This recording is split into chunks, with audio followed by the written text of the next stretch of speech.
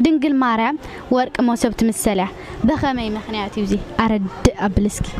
اسمع وولد نفس قدس أعلم لك آمين عدنا أرد دنقل ماريم بورق موسب تمثلت المهنيات كموسب ناي مجب سجال نركب كبدنا أرد دنقل ماريم دما مجب سجال مجب نفسن سلنا نخوله إيه قال لي وتسمع لنا دنقل ماريم بناي داويت مسونقو تمثلها بخميو እሺ በስመ አብ ወወልድ ወመንፈስ ቅዱስ አሐዱ አምላክ አሜን። እሺ እምበአር መሰንቆና ያደና ቅድስት ድንግል ማርያም ምሳሌ እዩ ናይ ዳዊት መሰንቆ ንስኸ ከም ዝበለ አብ ባህርያቆስ አብ ቅዳሴ ማርያም መሰንቆ ንኽብሪ እግዚአብሔር ዝዝመረሉ ናይ ዜማ መሳርሒ እዩ። ቀዳማይ ዜና መዋዕል ምዕራፍ 15 ወደ 16 ነቢ ዳዊት ውን ኦ ልዑል እግዚአብሔር ንኽብርኻ ምዝማር ሰናይ እዩ ንኮ ምሕረትካ ለይቲ ውን እሙን ምዃንካ ምዝንታው ሰናይ እዩ ብ10 ኣውታር ብዘለዎ በገናን ብጭራን ብምውቃዕ መሰንቆን ንእግዚአብሔር ምስጋን ጽቡቕ እዩ። ዳዊት ብበገናን መሰንቆን ንእግዚአብሔር የመስግን ከም ዝነበረ ንሕና ውን بنجل مريم استجبرنا لوهات نجزابير نمسجنه داويت أمسجناه بمسونق كم زسنيو بزم مثاليون نناي قويت أمسجنا بناي دنجل مريم مسجنا نسنيو أفسمعت نبرابنا نزبط قلت مسفت أمنا أوجزتنا مريم إلنا نقتل كم أون إجزيو مهرنا كرسوس مسبلنا بأنت مريم مهرنا كرسوس نبل ቅድስት ኤልሳቤጥ ውን ንጎይታን ንድንግል ማርያምን አተሐባቢራ አመስኪና እያ እዚ ድማ ኣብ ሉቃስ ወንጌል ምዕራፍ 1 ፍቅዲ 42 ንረኽቦ ቃል ህይወት ይስማዓልና ቀፂላ ዘላ ሕቶና ድማ ድንግል ማርያም ናይ አብርሃም ድንኳን ትምሰል እያ በኸመይ ምኽንያቱ ይግለጽ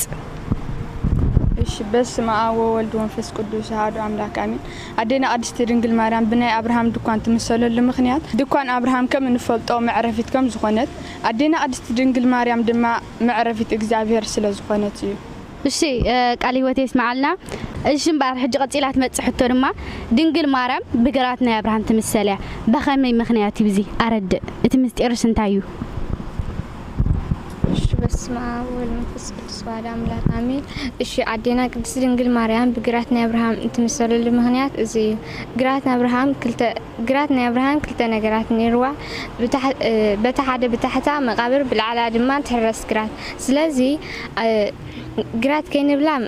መቃብር ከይንብላ ድማ ግራት ያ ድንግል ከላ አደ ከላ ድማ ድንግል ስለዝኾነ እዚ ድማ ኣብ ዘፍጥረት ምዕራፍ 23 ተፍቅድ 17 ክሳብ إسرائيل رخبة. إيش قالي وتسمعنا كتيلا زلحتنا دما ننقل مريم نايك الكيدان تعوض تمثلها بخمي مغنياتيو بسمع وولد نفس قدس أعلم لك آمين عدنا قدس دنجل مريم بنايك الكيدان تعوض تمثلت المغنيات نايك الكيدان تعوض بزينات إنسيتي استسرح خينو بدقون بوشتن بورك استلبت نايك زابير محدر إيو أوشتن مع عصرت إزاز نايك زابير سحاس إيو عدنا قدس دنجل مريم أمناوي تعوض كوينا نقويتا محدري سهونتو أما هسينات سرت إيا بزي مغنيات دما بنايك الكيدان تعوض تمثل እሺ ቃል ህይወት ይስማዓልና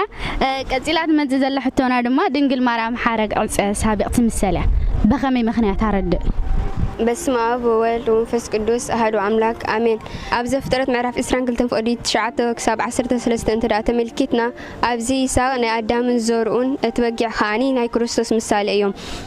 እጽሳበቅ ሓረግ ከኣኒ ናይ ቅድስት ድንግል ማርያም ምሳሌ እዮም እትበጊዕ ብሓረግ ተኣሲሩ መጽኡ ኣብ ክንዲ ይስሐቅ በጃ ከም ዝኾነ እግዚአብሔር ወልድ ድማ ካብ ቅድስት ድንግል ማርያም ስጋን ነፍስን ወስዶ ንመስቀል ጎይታና መድሓና ኢየሱስ ክርስቶስ ንኸይርከብ ኣይሁድ ቀቢሮሞ ነይሮም ዝረኸበቶ ኸመን እያ ወይ መን እዩ ዝረኸበቶ ኣደና ቅድስት ኢለኒ ሙሉእ መልሲ እሺ ካልኦት ሕቶይ ከኣኒ ካብ ፍላጻ ሰይጣን ምእንቲ ክድሕኑ ነቶም ዝፈርሑኻ ባዶ ቦታ ምላይ ሃብካዮም ባዶ ቦታ ምላይ ካብ ፍላጻ ሰይጣን ምእንቲ ክድሕኑ ነቶም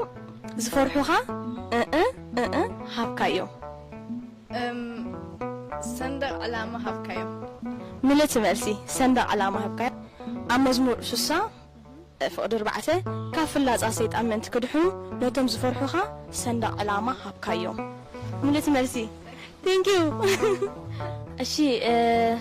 ፊልሓዊ መጀመርያ እንኳዕ ናብ ብርሃነ መስቀሉ ሰላም ኣብፅሓና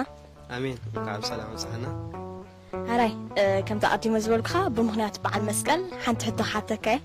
ተስፋ ገብረካ ጽቡቕ ጌጋ ትምልሰለይ እሺ ፍቕሪ ይኹን እሺ ዓራይ መስቀል ማዓስ ተረኺቡ መስቀል 10 መጋቢት ተረኺቡ ኦኬ 10 መጋቢት እንድሕር ተረኺቡስ ንምንታይ ደኣ ኣብ ዘለና ወቕቲ ነብዕሎ በዓል መስቀል ኢልና ያ ኣብዚ ዘለና ግዜ ነብዕለሉ ምኽንያት 10 መጋቢት ኣብ ጾም 4 ስለ ዝውዕል መስቀል ድማ ብዝማሬ ብእልልታ ክንሕልፎ ስለ ዘለና ኣብ ጾም 4 ካብኩም ዓይነት ምኽንያት ክንሕልፍ ስለ ዘይግባና ብኡ ምኽንያት ከዓ ኣብ ዝሎም ግዜ ነብዕሎ ማለት እዩ ጽቡቕት መርሲ መብዛሕትኡ ግዜ ንኹሉ ሰብ እንዳተደናግሮ ጽፍፍት መርሲ ይብካና ኣለኻ እግዚአብሔር ይኽብረልና ድጋሜን ከዓብቃዓና እሺ ላሃዊ ሰላሓፍተይ እንኳዕ ናብ ብርሃነ መስቀሉ ሰላም ኣብፅሐና እንኳዕ ሕብር ኣብፅሐና እሺ ብምኽንያት በዓል መስቀል ክልተ ሕቶታት ክሓተኪ እሺ ቀዳመይቲ ሕቶይ መስቀል ማለት እንታይ ማለት እዩ መስቀል ማለት ተመሳቀለ ወይ ተሰቀለ ተንጠልጠለ ማለት እዩ እሺ ሙሉ መስልሲ እሺ ሰላሓፍተይ ካልኦት ሕቶይ ከኣኒ ኣብ ብሉይ ኪዳን ማለት ኣብ ዘበነ ኦሪት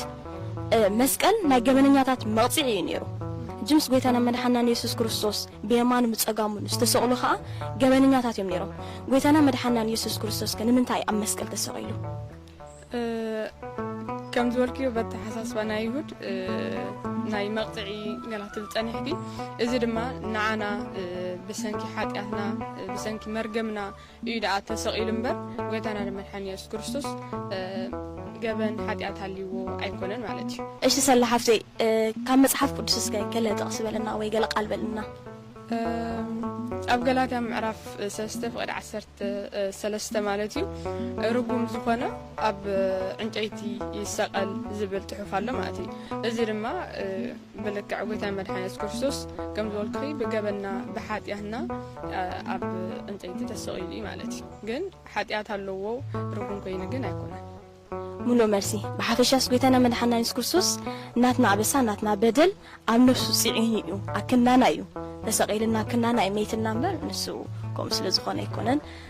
ቃልዮት የስማዓልና እግዚአብሔር ይኽብረልና ምስግንታ ሓፍተይ እንኳዕ ናብ ብርሃነ መስቀሉ ሰላም ኣብፅሐና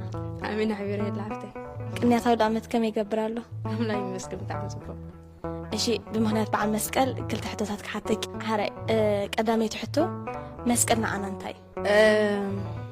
መስቀል ንዓና ብዙሕ ነገር እዩ መስቀል ጽንዓትና እዩ ሓይልና እዩ በጃና እዩ ማለት እዩ ከምቲ ሐዋርያ ቅዱስ ጳውሎስ ኣብ ገላትያ 6:14 ኢልዎ ዘሎ በቲ ጎይታ መድሓኒና ኢየሱስ ክርስቶስ ዝተሰቕለሉ መስቀል እንተዘይኮይኑሲ ኣይምካሕኒ በዚ መስቀል እዚ ድማ ዓለም ኣቅድመይ ሙውትያ ኣነ ድማ ኣቅድመያስ ሙውትየ ኢሉ ማለት እዩ ስለዚ በዚ ምክንያት መስቀልስ መመኪሕና እዩ ማለት እዩ ሰናይ ተምቃል ምባእ ከለኽ ደኣ ብምኽንያት በዓል መስቀል ሓንቲ መዝሙር ትዝምርልና እሻውን ኩላውነት ዓተኸየ ምስ ትኾነኒ ማለት እዩ መስቀል ሓይልና መስቀል ጽንዓትና መስቀል በጃና መስቀል ሓይልና መስቀል ጽንዓትና መስቀል በጃና መድሓኒትና እዩ ነቶም ዝኣምና መድሓኒትና እዩ ነቶም ዝኣምና መድሓኒትና እዩ ነቶም ዝኣምና መድሓኒትና እዩ ነቶም ዝኣምና آمين الزماري ملاك يسمعنا قاليت يسمعنا زاوير خير اللي مسكن تحفتي رح صاود عمتك እሺ ዲያቆን ኤቨን ሓወይ መጀመሪያ እንኳን ኣብ ብርሃነ መስቀሉ ሰላም ኣብፅሐና አሜን እንኳን ኣብቃና ንኹልና ራስ በዓል ሃዋሁና ይወድ ዓመት ከመይ ኣሎ መስገን ያ አላ መስገን ኩሉ ሰናይ እንደይኳ እሺ ሰናይ ብምኽንያት በዓል መስቀል ክልተ ሕቶ ሓተከ ቀዳሚት ሕቶና ቅዱስ ቤተ ክርስቲያንና ንምንቲዓ ክብረ በዓል ናይ መስቀል እተብዕሎ ከምኡውን እንሳለም መስቀል ማለት እዩ ኦኬ ጽቡቕ ሕቶ እዩ ብሓፈሻ ብዛዕባ ምኽባር በዓል መስቀል ወይ ድማ ብዛዕባ ምስላም ዝብል ብዝያዳ ግልጽ ዝኾነና መታን ሓንቲ መጽሓፍ ቅዱስ ጠቕሲ ኣብ ቆላስያስ ቅዱስ ጳውሎስ ንሰብ ቆላስያስ ዝጽሓፎ ቆላስያስ ምዕራፍ 1 ፍቕዲ 20 ዘሎ ሓደ ቃል ኣሎ ንሱ ድማ ኣምላኽ በቲ ሓደ ወዱ ገይሩ ብደም ኣብ መስቀል ብደም ብምፍሳስ ኣብ ማእኸልና ሰላም ገበረ ዝብል ጽሑፍ ኣሎ እዚ ጽሑፍ እዚ ድማ ብምፍሳስ ደሙ እዩ ዝብል ኣብ መስቀል ብምፍሳስ ደሙ ሰላም ገበረና ዝብል እዩ እዚ ናይዚ ኣብ ኦሪት እንተዳ ተመልኪትና ከዓኒ ኣብ ዘጸአት ምዕራፍ 30 ካብ ፍቕዲ 20 ተመልኪትና እግዚአብሔር ነብዩ ሙሴ ነቲ ኣብ ቤተ መቅደስ ዘገልግሉሉ ወይ ንዋያተ ቅዱሳት እንብሎ ንዑ ቅዱስ ቅብእ ለኽዮ ተኣዝዩ ነይሩ ኣብ ፍቅዲ 29 ግን ብዝያዳ እንታይ ብል እንሆ በዚ ቅዱስ ቅብኣዮሙ ንሱ ቅዱስ ክኸውን እቲ ስትንክፎ ዘበለኻ ቅዱስ ክኸውን እዩ ዝብል ጽሑፍ ኣሎ ስለዚ ካብዚ ንምልከት ነገር እንተዳህሪና እቲ ኣብ ኦሪት ዝነበረ በቲ ቅብኣ ቅዱስ ገይሩ ነቲ ንዋያተ ቅዱሳት ምስ ቀቦ ቅዱስ ካብ ኮነ እቲ ንዑ ዝተንክፎ ሰብ ድማ ይባረኽ ይቅደስ እንተደኣ ኮይኑ ከምቲ ቅዱስ ጳውሎስ ዝብለና ዘሎ ድማ ጎይታና መድሓኒትና ኢየሱስ ክርስቶስ ብምፍሳስ ኣብ መስቀል ብምፍሳስ ደሙ ንዓና ሰላም ከም ዝገበረና ነጊርና ኣሎ ስለዚ ጎይታ ኣብ መስቀል ብዘፍሰሰ ደም